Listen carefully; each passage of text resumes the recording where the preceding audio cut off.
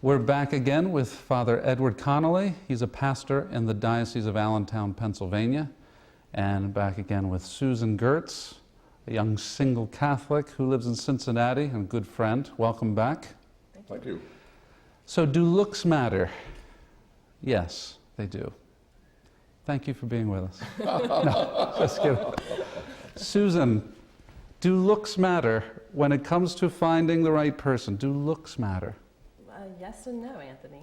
How's that for an answer? That's a good answer. Yes very, and no. very politically correct. Right. Yeah. I think in my experience, it's a matter of there's probably something about that person, maybe physically, that would be attractive, and you're looking, but you want to look at the whole person. And so until you really get to know that person, it's really hard to really know. I mean, because attraction and chemistry, I think, is more than just a superficial physical thing. I guess an example would be a guy that I knew back in school who I thought was drop dead gorgeous. It's the first time I saw him in class, I was like, oh my gosh, you know? And subsequent to that, he became part of one of my study groups, and so I got to know him. And he was the biggest darn jerk around. And ever since, ever after that, he became unattractive to me because his personality and his interior person, at least from what I could see and what I got to know, he was just such not a nice person that it took away from his physical attributes. So yes and no. I mean, we are body and soul. We can't separate ourselves, and part of who we are and we express ourselves is in the physical, but yet I think that maybe the issue is for us as single Catholics is, and I've learned this lesson the hard way too, is to really let that soul unfold in front of you and really to know that person and the interior, and they can become very attractive to you. But you gave this guy a chance to get to know you a bit because of these, but because of these looks, these. What did she say? Drop dead gorgeous? Okay, she dropped dead in front of him. He asked her out, and so then there was an opportunity. You gave him an opportunity. So, but there are people out there that you would not give that opportunity to because of that initial. Not necessarily. I've learned that lesson. Okay. I think that it's important to give everybody an opportunity. To at least get to know them, and as in a sort of a friendship dating way, and let that person. I just have been surprised so many times over by certain men, by learning this or that about them or their character. Good. Father, in the deep recesses of the church, theological basis, do looks matter? Well, Mr. Buono, let me say something very deep. Very profound, very theological, rooted in the ancient wisdom of the saints and the sages of old. Drum roll, please. Are you ready? As a beauty, I'm surely no star. There are others more handsome by far. But my face, I don't mind it because I am behind it, as the folks out in front get the jar. That's the end of my, I had to get that off my chest, Mr. Buono. I hope you don't mind. You don't mind that, do you, Susan? Okay, good. But in all seriousness, as they say, I remember reading something that made me smile, and it had to do with the ceremony in which our late Holy Father John Paul beatified Mother Teresa, so that she is correctly now referred to as Blessed Mother Teresa, or Blessed Teresa of Calcutta. And the newspaper article that I read, the headline referred to the beautification of Mother Teresa as opposed to beatification of Mother Teresa. Now, of course, as you know, there's this one letter difference between beatification and beautification. And I thought, that's funny. And then I thought to myself, but getting into etymology of words, the word beatitude or beatification and beautification really come from the same word. And the word that they come from is the word that is blessed. So beauty is a certain blessedness of the body, okay, a certain blessedness of the body.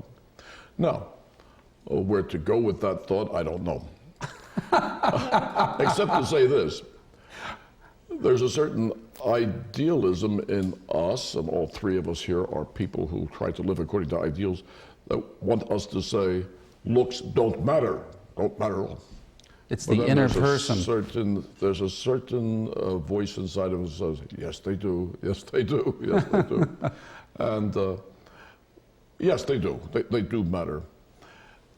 But they matter very little in the long run, okay, in the long run. The long run. In the long run, right.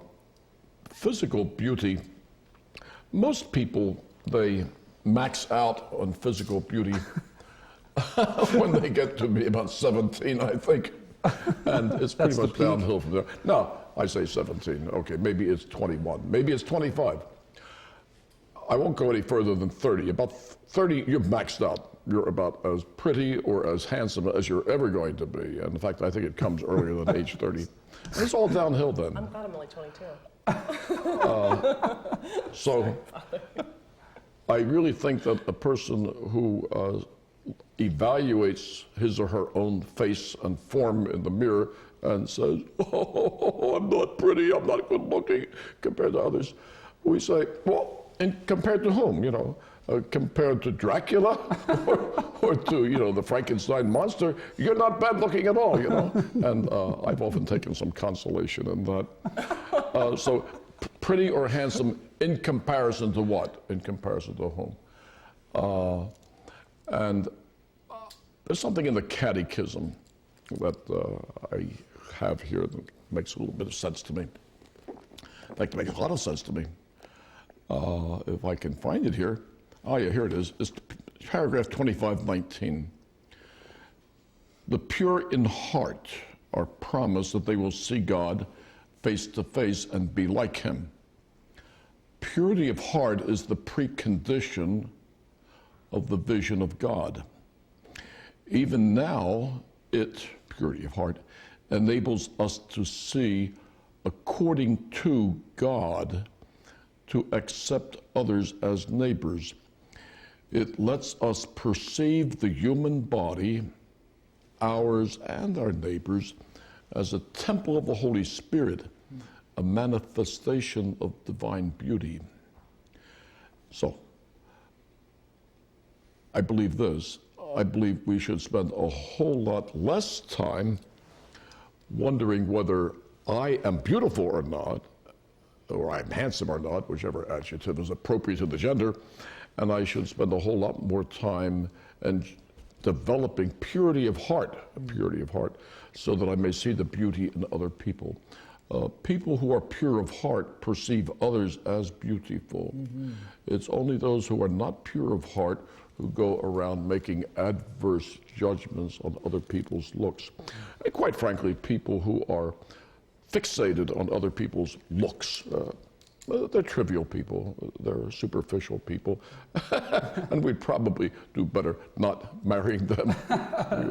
It's such an important point that we have to look at others in a certain way, and it does presuppose our own disposition to this. Certainly if we are concerned about looks in the highest form and absolutely high expectation, then we will probably be alone in our life. So we really do have to reduce that. I asked Father McCloskey about this. I asked him, do looks matter? And here's what he had to say. Looks matter if they matter, if I can put it that way. Obviously, and looks are very funny, are they not? I mean, you take 10 men and take 10 women, and you ask the 10 men to look at the 10 women, and they're not necessarily all going to pick one or two women as being the best looking. I think, and this goes to the heart of your particular apostolate with Ave Maria, Single Catholics Online, or with the Road to Cana, is one has to have the opportunity to get to know the person. And these are all truisms, are they not? But the truisms are there because they're true. That you're marrying is not a looks. If you're marrying looks, well, that person, in the case of a woman, or a man, but a woman more so, in 15 years, that person is not going to look like she did when she was 20 or 25. She's going to look different. Worse? Not necessarily worse, But obviously, people age, they change, and they develop, and a person, you know, looks better, ironically in some ways, according to the type of life they live. Their smile, the temperate way they live their life makes a huge impact. The inner soul that's expressed through their eyes and their smile, regardless of ideals of perfection, of beauty, and things of that sort. I mean, very few people are capable of marrying quote-unquote beauties, and many people can marry people who have beauties, of beauty who underneath are shallow. Indeed, who have used their looks, even unconsciously, to cover up their enormous anxieties and neuroticisms inside. So yes, it's natural. God put looks on people to attract people to one another, and we should do our best to look our best. But a high premium certainly should not be placed on that. It's a person's qualities that we're interested in, not the exterior, so to speak. I don't think chemistry is based solely on the physical attraction. I remember the first time I was with my wife. I mean, I was attracted to her, but deeper than that, I had a sense of peacefulness with her that I'd never experienced before. And that was more important to me than my wife's attractiveness. Well, attraction is simply that a man or woman says there's something interesting about this person. I would like to know more about this person. That's something I think we can feel about lots of people we meet. I mean, for that matter, there are males that we get to know. We perhaps wouldn't put them say I'm attracted to him, although you could use that expression without it obviously being seen in a sexual sort of way with another male. But you find this is a person I'd like to get to know him. He looks like an interesting guy. Well, that's attraction. And there's a whole variety of things, from the person's speech, the way they look, their physiology, the way they dress. I mean, there are a whole variety of things that are signals to a person. Say, that's an interesting person. I'd like to know him better. I'd like to know her better. Chemistry, I think, is something much different. Because chemistry is something that comes after the attraction. Once you get to know a person over time, we're talking more about the male-female relationship. It's a question of spending sufficient time with one another, hours, days, years even, as the case may be, where you say there's something special going on here. There's something about her, about him, that's different in a way that I've never had before. And in some ways that may not be the case. There are men or women who've had a chemistry with someone, and for one reason or other, in a variety of circumstances, it did not work out or did not end in marriage. For good reasons or for bad reasons, it did not work out. But a person knows there's something. It's that moment when they say, I think I'm falling in love. I think I can't, it's hard for me to imagine my life without that person. And it's falling in love, and it's a beautiful, beautiful thing, but it's very hard to put your finger on it. The popular media, the secular media, is full with what is a definition of chemistry. And if you watch any TV, any advertisements, read any magazines, chemistry means sexual attraction, and that's all it means. And I think for devout Catholics, chemistry certainly includes sexual attraction, because marriage, is the one love relationship we have that does include sex. And so obviously that is something that is going to be a part of the relationship that comes from the vocation of marriage. However, chemistry, I think, is broader than that for Catholic singles seeking marriage. I think the most important chemistry that Catholics need to look for is a deeply shared faith and the exercise of that faith, because that commonality is going to sustain you through the good times and the bad times. It's that deeply shared approach to life in terms of the activities of daily life that is going to be 23 hours a day of a marriage. And so I think for a Catholic, chemistry really needs to be faith-based in the first instance. I don't think men should be overly focused on a woman's body. A woman is far more than her body. So I think men should be more mature. That's like an adolescent view, try to be more mature about appreciating a woman's beauty. And I think parents fathers in particular need to talk to their sons about this. Don't give in to looking for the Playboy image of a woman. You want a woman who will be a loyal, loving friend at your side for the rest of your life. we're raised in a culture that essentially, tells us to focus on physical appearance. What does someone look like? Do we like how they look? Are we drawn to how they look?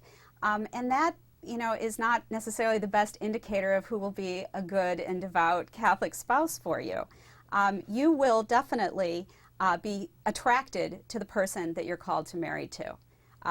Absolutely. And so if if there's someone who is Catholic and they go to church and they're nice to their parents and they have a good job and you're physically attracted to them, I would say you might have a winner there. Absolutely. I've dealt with a number of marriages where the husband, after the wife had a few children, had stresses, put on some weight. He pulled back, was very angry with her about putting on the weight, and it had to do more with his male confidence. He needed her to be trim for him. Wonderful woman, wonderful wife, but it was all about himself and about his weakness and confidence. And some of these men I worked with, I try to work with them on thinking, it's not easy, but work with them trying to build their confidence and thinking, you can't let your confidence be totally based on how your wife looks right now. You want to be loving to her. And a number of these women, after the childbearing years, have lost weight and, look great.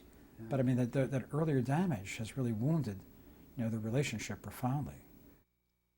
Father makes an excellent point about attraction. Attraction is a critical aspect of displaying someone's character, their true traits as a person. It can be very attractive. I asked Patricia Wrona if attraction is about looks. Here's what she said. Attraction is, there's volumes and volumes written about what that actually means, but it is about much more than looks. I actually can remember an experience that I had once in church where I had seen a man who was alone, as Catholic girls do, I checked out, was there a ring? No, there wasn't. And while he was not tremendously good looking as far as, what I usually respond to, I watched this man as he went up and received communion, and he was so devout in how he received, in how he prayed when he came back and kneeled down. His attractiveness quotient went way up with me just in observing him in that way. That was a great story. It just goes to show that there are things about people, the way they conduct themselves, their character, the things that they express, that they enjoy, that can be very attractive, meaning what? Meaning there's a movement that draws you to a person, right? And this could be very powerful in the ways of choosing your future spouse that go beyond the looks, would you say, Susan? Sure. I've dated and fallen in love with men who maybe I wouldn't have, in my own concept of lists and physical attributes, wouldn't have picked out of a room right away. But as I got to know them, they had either a fabulous sense of humor, or a great character, or a real friendship quality, and that's just someone that draws you in by who they are. And I think that is what we mean by a chemistry, and that can occur between friends, and it should occur between spouses, and hopefully with a marriage you'd have the friendship chemistry and the romantic chemistry. And so there's a difference of chemistries? I think that there's, sure. If you're going to be romantically attracted to someone, and then there's someone you just want to be friends with, there is a difference. And I'm not even certain that there's any objective criteria you can have for that.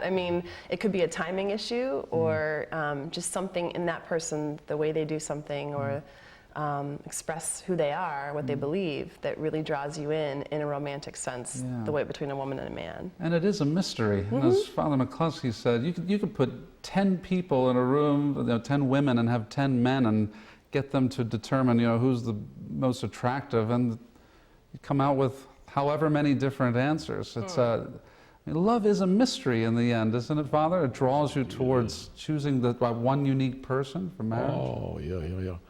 What does St. Augustine say? Oh, beauty, ever ancient, ever new. He refers to God as, oh, beauty, oh, beauty. Too late have I come to know thee, oh, beauty, ever ancient, ever new. That concept of beauty applies very much to God. God owns beauty.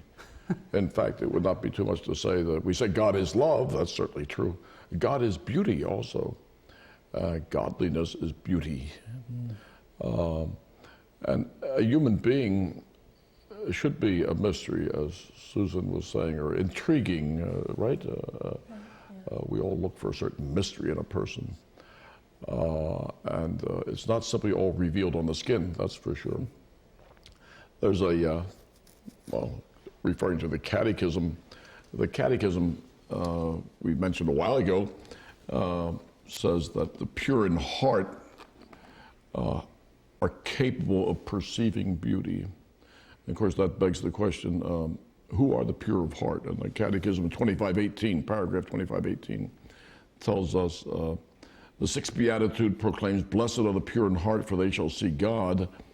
Pure in heart refers to those who have attuned their intellects and wills to the demands of God's holiness, chiefly in three areas: charity, chastity or sexual rectitude, and love of truth and orthodoxy of faith. There is a connection between purity of heart, of body, and of faith. So rather than be so much concerned with our looks, because quite frankly, there's not a whole lot we can do to substantially change our looks,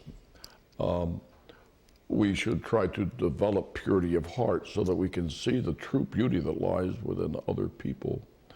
There are a lot of very, very beautiful people out there, and our inability to see that they are beautiful says a whole lot more about us than it does about them. That's so true.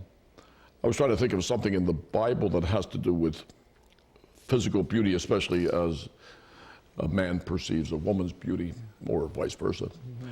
And of course, the book that comes to mind immediately is the Song of Solomon, or also known as the Song of Songs, which is basically a love duet between a man and a woman, a husband and wife. And he says to her, I'm looking now in the fourth chapter, these beautiful words, "You are all fair, my love, there is no flaw in you.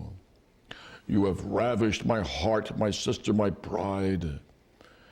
How sweet is your love, my sister, my bride. How much better is your love than wine," etc. And then he says in verse 12, chapter 4, "A garden locked is my sister, my bride. A garden locked, a fountain sealed," which is obviously a very beautiful poetic reference to her virginity. Virginity is fundamentally chastity, right? Chastity. There are many wonderful people out there who, due to the weakness of human nature or the foolishness of their youth or whatever you want to call it, perhaps are not virgins in the physical sense. Virginity is a wonderful thing, should be preserved.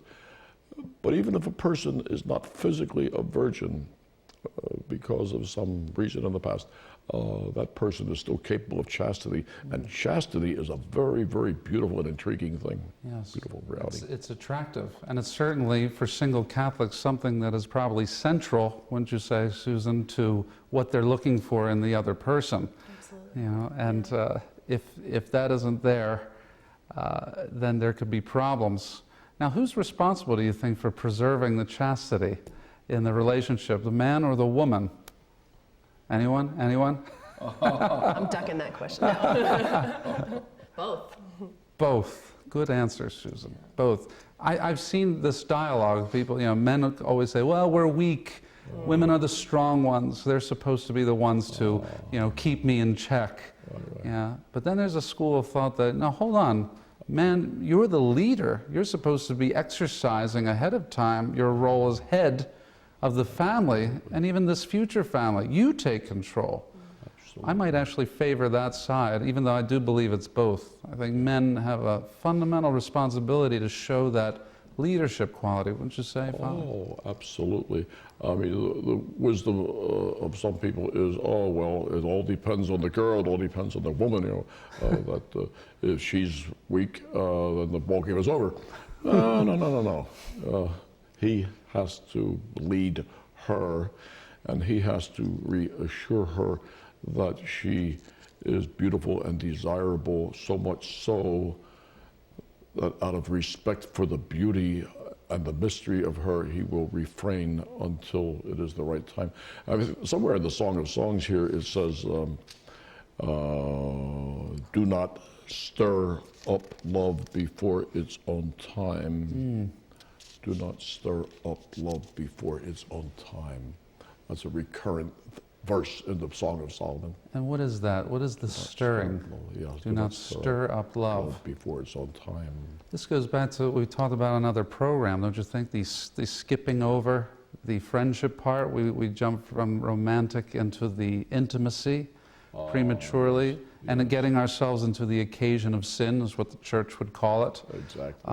You need to take time to develop the friendship, the two individuals who learn about each other and come closer toward the ultimate goal, which is the oneness that comes in marriage. But we don't get too over ambitious about it, over anxious about it. Even though we want it, we won't deny the human nature about it, but or even what's realistic. But we do owe it to ourselves to be faithful to what we're professing. I mean, we can't just keep saying these words, I love Jesus, he's number one in my life, I follow him, I go to confession, I go to Mass, I say the Rosary, and be easily swayed into these movements. So, back to and concluding about looks. They do matter, is our conclusion, but they aren't as important as we think, and there are many things that make for the ultimate attraction towards the uniqueness of your relationship toward marriage.